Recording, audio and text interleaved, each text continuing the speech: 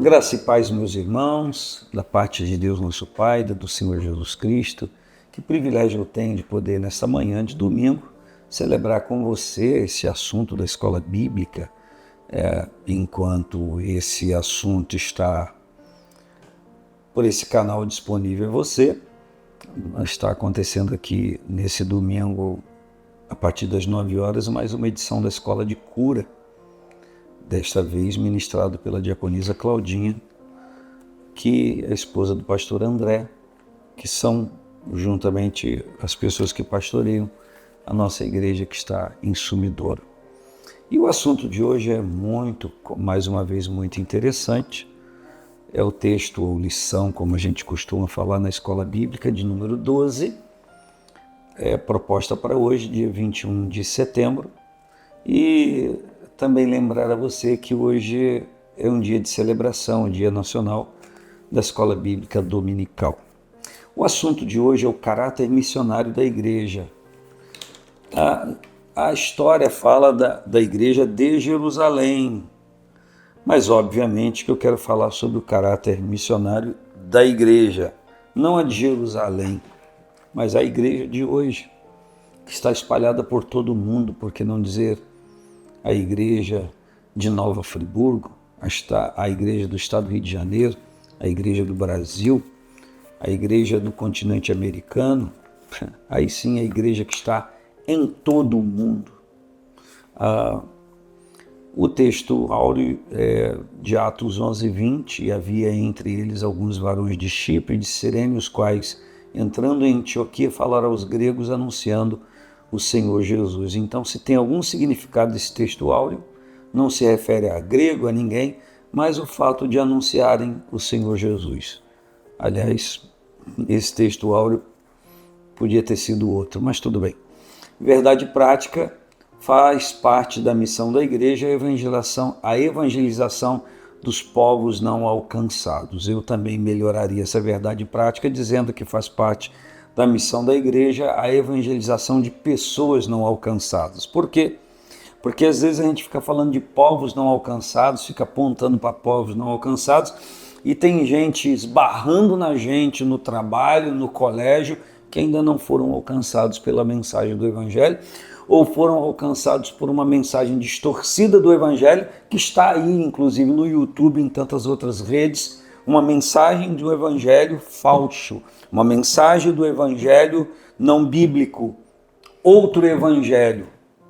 É preciso a gente asseverar isso. Então, quem sabe cabe a você a apregoar o Evangelho verdadeiro, legítimo. Por quê?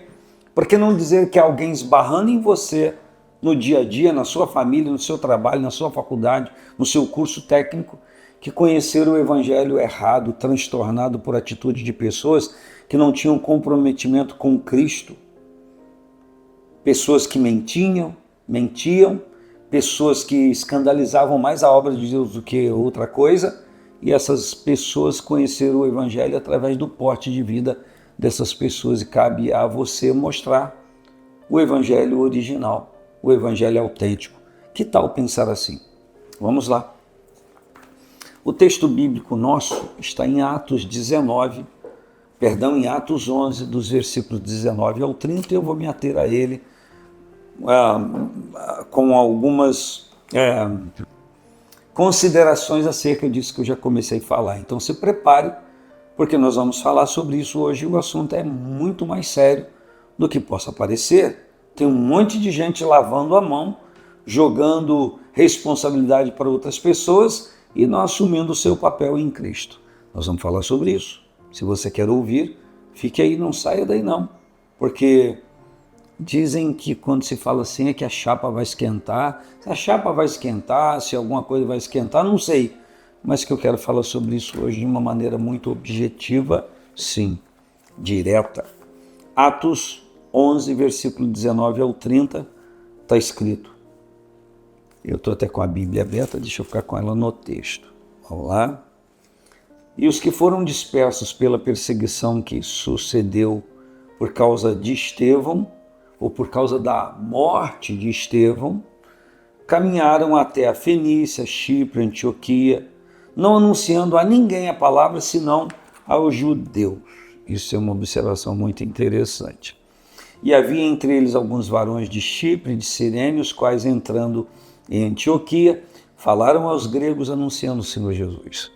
E a mão do Senhor era com eles, e grande número creu e se converteu ao Senhor. Creu e se converteu, são duas coisas distintas. E chegou a fama dessas coisas aos ouvidos da igreja que estava em Jerusalém, e enviaram Barnabé até Antioquia, o qual, quando chegou, viu a graça de Deus, e se alegrou e exortou a todos que, com firmeza de coração, permanecessem no Senhor. Outra coisa muito interessante, não só abrir o coração para o Senhor, mas permanecer no Senhor. Porque era homem, o nosso amigo Barnabé era homem de bem, cheio do Espírito Santo e de fé, e muita gente se uniu ao Senhor. Então, como resultado da continuidade da palavra pregada, muita gente se uniu ao Senhor, porque o argumento de Barnabé, que era um homem de bem e cheio do Espírito Santo e de fé, era que permanecessem no Senhor, e ele anunciava essa palavra com firmeza de coração. E partiu Barnabé para Tarso a buscar Saulo, e achando-o, conduziu para Antioquia. Então, mais uma informação, Saulo de Tarso, agora convertido ao Senhor Jesus, voltou a residir em Tarso. E sucedeu que todo um ano se reuniram naquela igreja e ensinaram muita gente. Em Antioquia foram os discípulos pela primeira vez chamados cristãos. Pela primeira vez, os discípulos de Cristo foram chamados cristãos, e isso aconteceu em Antioquia.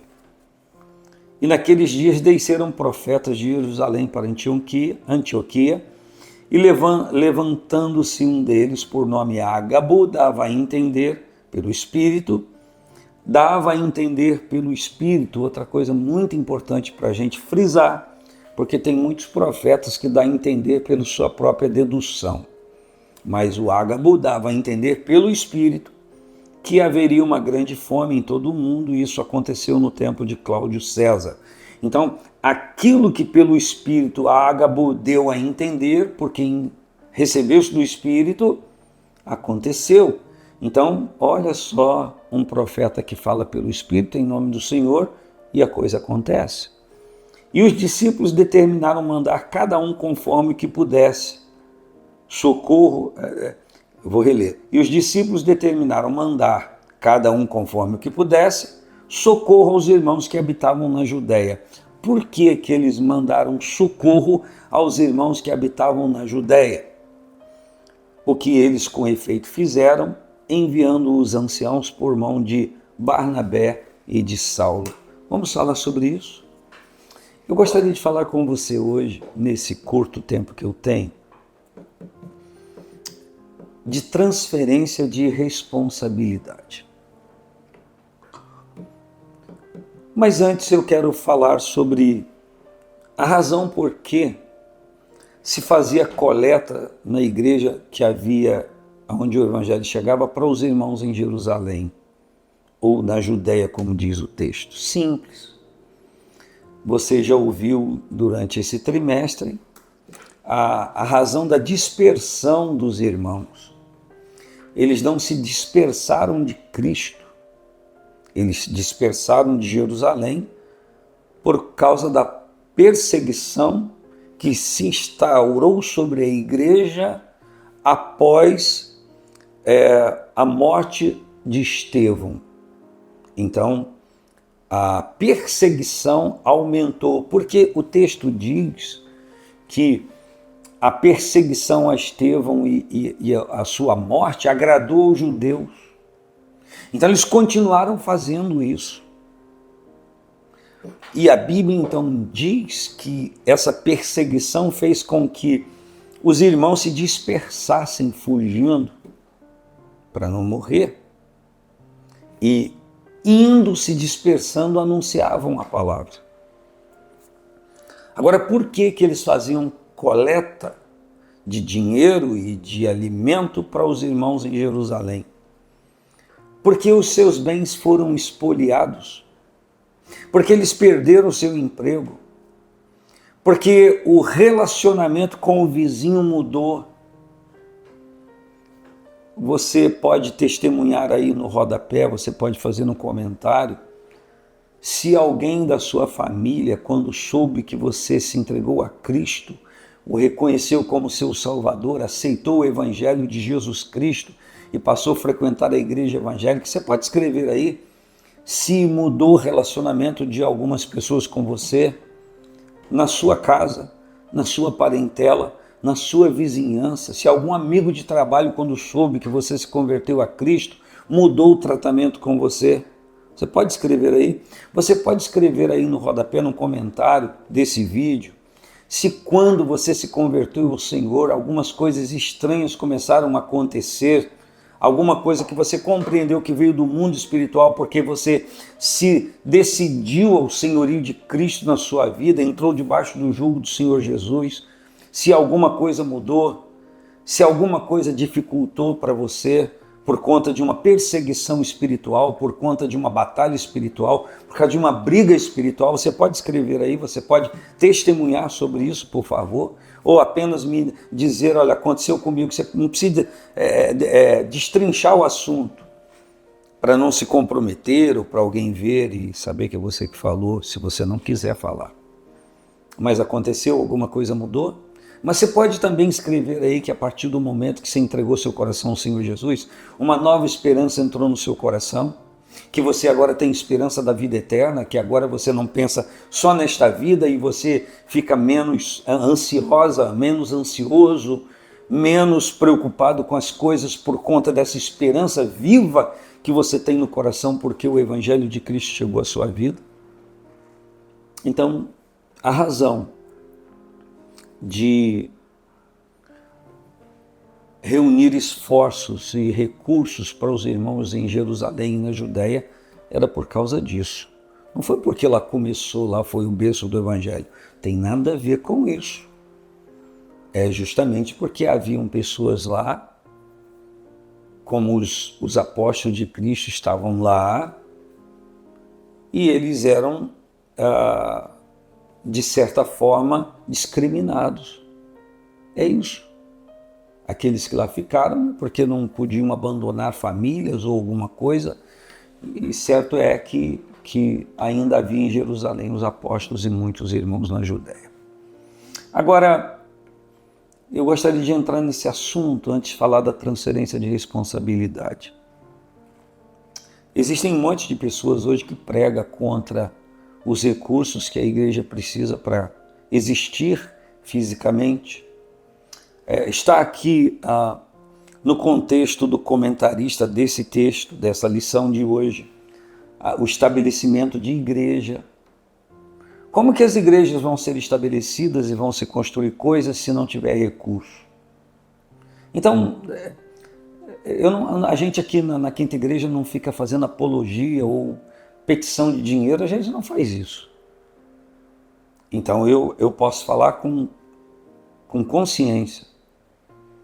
Os irmãos que são membros da Quinta Igreja Evangélica Assembleia de Deus de Nova Friburgo sabem disso.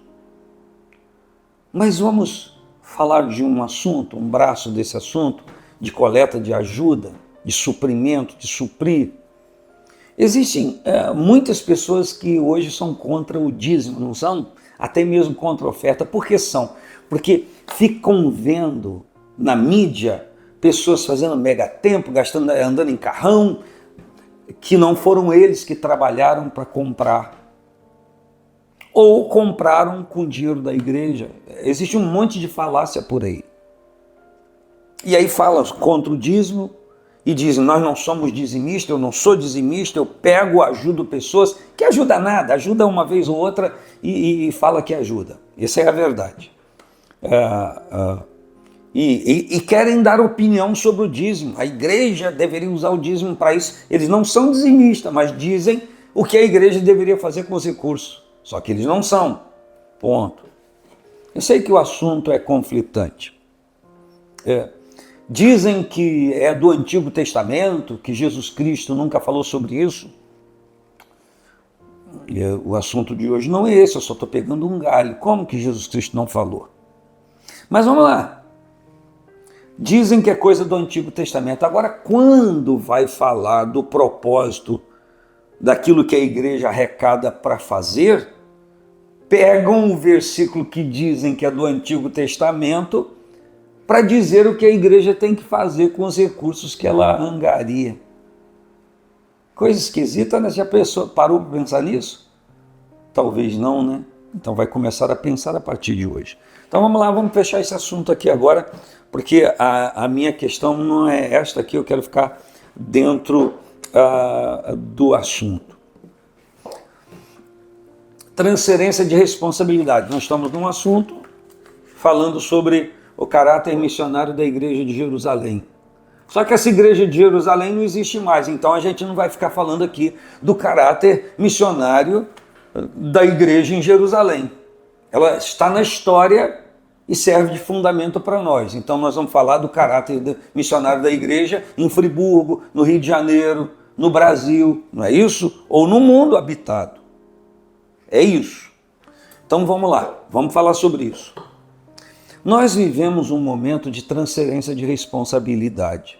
As pessoas não assumem responsabilidade. É geral isso? Não. Mas nós vivemos numa sociedade fraca de pessoas que não assumem responsabilidade. Vivia numa sociedade machista, que a mulher se virava com os filhos e hoje a mulher quer que o marido se vire com os filhos. Vivia numa sociedade machista, que o marido não fazia nada em casa e hoje parece que alguns maridos acham que ele deve fazer tudo em casa e a mulher também. Só estou mexendo com o assunto. É conflitante? É. Vamos lá, mas vamos lá. Nós vivemos uma sociedade fraca porque pessoas têm uma história cultural na família de opressividade, opressão, que o pai obrigava isso e aquilo. E hoje a gente vive pais fracos, que não educam filhos, ou se educam poucos, e atribui ao colégio secular a educação dos seus próprios filhos. E aí, o garoto e a garota que é colocado no colégio secular, se público ou particular, é adestrado pelos professores que ensinam da maneira como que eles quiserem ensinar. E aí o pai diz, meu filho está assim por causa do colégio, mas não assume a responsabilidade. Esqueceu que a educação começa em casa. Esqueceu que o ensino começa em casa. E não é o ensino só a que Deus servir, a que Senhor servir. É o ensino do dia a dia, da normalidade. Por isso que existe um monte de criança que desde pequeno bate na cara do pai e da mãe, daquele sorriso amarelo como se nada tivesse acontecendo, como se coisa normal tivesse acontecendo. A severidade da antiga cultura, que o filho não podia olhar para o pai, que o pai já, pau, agora é trocada por um filho que olha para o pai e ainda bate e o filho, e o pai, cara de almôndega antes de cozinhar, né? Vamos lá. A transferência de responsabilidade para a igreja. A igreja que tem que ensinar meu filho. Quem tem que ensinar seu filho é você. Quem tem que ensinar sua filha é você, que é pai, que é mãe. A igreja é um braço de ajuda para cooperar. Então, vivemos essa transferência de responsabilidade também com pais, o pai e a mãe que têm filhos e dão para o avô, para a avó cuidar. Pastor, por que você está falando sobre isso? O assunto não é esse, eu sei que não é esse, mas estou falando de transferência de responsabilidade para chegar num assunto, o caráter missionário da igreja de Jerusalém. Da mesma forma, crentes, pessoas que dizem servir ao Senhor, que dizem quem tem que anunciar o evangelho são os missionários. Quando? Se cada crente é um missionário. Esse é o problema de dar título. Fulano é o pastor, então só ele que tem que pastorear. Só ele que tem que estar em todas as cenas, em todos os momentos de problema, como se fosse Deus onipresente para ver tudo, como se fosse Deus onisciente para saber de tudo, como se fosse Deus onipotente para ter o poder de fazer tudo. E essa não é a verdade da palavra. Vamos lá. Uma cultura de crentes no Cristo Jesus que acha que ele não tem comprometimento com o anúncio ou o anunciado do Evangelho e transfere essa responsabilidade para os missionários ou os chamados missionários, evangelistas, enfim. Acha que todo mundo deve fazer, menos ele. Como que uma pessoa, presta atenção no que eu vou dizer, por favor, que tem vergonha de orar num lugar público, orar silenciosamente, agradecendo a Deus por uma comida que vai comer, vai falar do amor de Cristo para alguém? Se tem vergonha, não ora. Ah, não preciso orar. Eu oro quando estou em casa, eu oro quando estou no meu trabalho ali sozinho, ou junto com outros irmãos, aí dá até glória, né? Pula, rodopia. Mas na hora de orar, agradecer a Deus junto a outras pessoas, não agradece. Vai num jantar ou numa celebração de casamento, não ora para comer, para agradecer a Deus. Enfim, por vergonha. Então, como é que uma pessoa dessa que tem dificuldade para fazer isso vai ser missionário em algum lugar no sentido de cumprir uma missão, de falar do amor de Cristo para alguém que trabalha junto com ele? E um outro detalhe, uma sociedade que se diz de crentes, eu nem estou falando cristã, porque a palavra cristão na nossa cultura brasileira envolve um monte de pensamentos e um monte de religiões. Mas por que não falar de alguém que não estende mais a mão e saúda com a paz do Senhor? Ou não, sem estender a mão, paz do Senhor, irmão. Gente que tem vergonha e acha que não precisa. Se você for às Escrituras a partir de Cristo, paz seja convosco, era o que ele falava, porque a paz era que ele liberava, ele era o Cristo, o Senhor Jesus. A paz de Cristo, a paz do Senhor Jesus era retransmitida aos irmãos. Ah, não precisa porque tem vergonha, porque tem crente que você chega num grupinho, paz do Senhor, oi, aquele oi amarelo. Como que uma pessoa que tem vergonha de mencionar, de declarar, de proclamar a paz do Senhor Jesus, ou a paz de Cristo, ou a singularidade da paz, porque hoje qualquer pessoa que nem é crente fala sobre isso. Paz, está tudo em paz, está tudo na paz. Eu estou falando a paz do Senhor Jesus, a paz de Cristo, a paz de Jesus, a paz de Deus, enfim. Como que uma pessoa que tem dificuldade para se expressar dessa maneira vai falar do amor de Cristo para alguém? Se ele não ora perto de pessoas para comer ou para qualquer outra motivação, se ele inicia a sua jornada de trabalho, chega no trabalho, nem fala, Senhor, libera a tua graça sobre a minha vida para eu produzir bastante, para eu poder abençoar esse local que me abençoa com salário. Enfim. Como? Então, essa transferência de responsabilidade é errada, não está certo. Porque a responsabilidade de falar do amor de Cristo é de cada um de nós, onde nós estivermos. Você não precisa ser chato, ficar falando todo dia, toda hora, mas falar da salvação em Cristo, falar do amor do Senhor, da sua compaixão e do que Ele pode fazer para socorrer pessoas que possam estar vivendo uma turbação familiar, uma doença, uma crise econômica, um problema emocional. Olha, Jesus te cura, Jesus te ajuda. É um caminho aberto, uma oportunidade para falar do amor de Cristo, para chegar ao assunto da salvação, convidar para ir à igreja. Como disse dias atrás aqui nesse canal, não tem muita coisa para falar? Ora, coloca o nome da pessoa diante de Deus como propósito de oração, chama, convida para estar numa igreja na que você frequenta. Enfim, você estará então cumprindo um propósito missionário.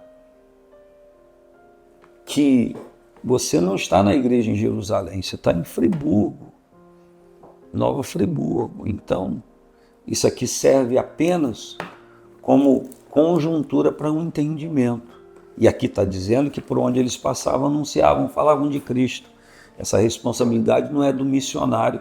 Volto a dizer, o ide pregai por todo mundo, o evangelho a toda criatura, é uma palavra dada aos crentes. Você tem essa responsabilidade.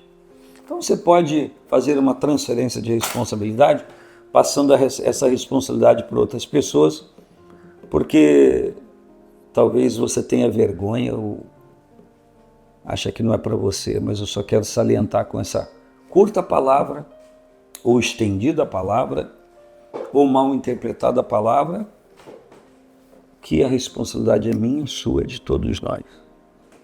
E se Tiago escreve que se alguém tem falta de sabedoria, peça a Deus que a todos dá liberalmente. Se você tem dificuldade de falar do amor de Cristo, peça ao Cristo que te abra a porta da palavra, porque tem alguma coisa errada com a nossa maneira de expressar nossa fé se a gente engasga nas oportunidades que nós temos de falar do amor de Deus. Volto a dizer, você não precisa ser aquele chato que fala sobre isso toda hora, mas você não pode perder a oportunidade de falar daquele que salva, que liberta, que cura, que batiza com o Espírito Santo, que enche do seu poder. Você pode, numa oportunidade, falar do Jesus que cura, do Senhor Jesus que liberta, do Senhor Jesus que traz paz ao coração, do Senhor Jesus que harmoniza a família, do Senhor Jesus que dá paz ao homem para raciocinar dentro da sua casa, à mulher, à esposa, ao marido, ao filho. Você pode falar do amor de Cristo que entra no coração de uma pessoa e faz com que o pai tenha paz com o filho tenha paz com o pai, e a mãe com a... e assim sucessivamente, alternadamente. Você pode começar a falar assim. Vai pedindo a Deus, Deus, me dê palavra para falar a tal pessoa. Espírito Santo, me ajuda. E isso é uma missão que o Espírito Santo quer te usar. E vai te usar. Faça essa experiência. Você vai pegar tanto amor por isso, responsabilidade da missão e compaixão por quem que você está falando, você não vai querer mais deixar de falar. Então, assim como o caráter missionário da igreja em Jerusalém se estendeu porque eles foram dispersos, existe um caráter missionário em você e em mim, em nós na igreja hoje. E que não dá para ficar julgando a responsabilidade disso aqui a uma ou outra pessoa. Porque o Senhor hoje tem missionário em todo lugar. Aqui em Friburgo, em toda empresa, ele tem missionário. Tem missionário nos escritórios. Tem missionário nas indústrias que industrializam produtos, de prestação de serviço, nos comércios. O Senhor tem missionário na rua que você mora. Você tem missionário na casa que você mora, na parentela sua. O Senhor tem missionário em todo lugar. O que está faltando é esses missionários soltar a boca. A partir de um momento de consagração, de entendimento, de compreensão. E aí o caráter missionário da igreja que está em Friburgo, no estado do Rio de Janeiro, no Brasil, na América, em todos os continentes vai ser cumprido. Um grande abraço. Paz do Senhor Jesus.